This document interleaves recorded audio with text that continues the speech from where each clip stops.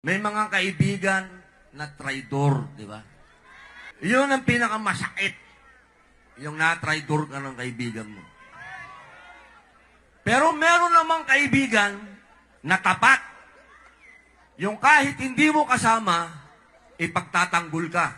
May ganong klaseng kaibigan. Yung kaibigan na ipagmamalaki mo. Yung kaibigan na alam mo, pag andyan na yung trouble, hindi ka iiwan. Ito pong taong ito, hindi ko malaman kung bakit nakakulong ngayon.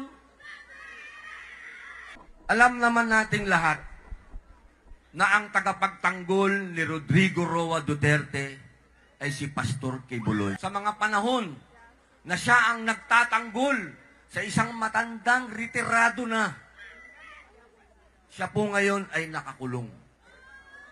Pero kahit isang beses, hindi po siya nagsalita o nagtraidor o ipinagpalit ang kanyang pakikipagkaibigan kay Mayor Rodrigo Roa Duterte.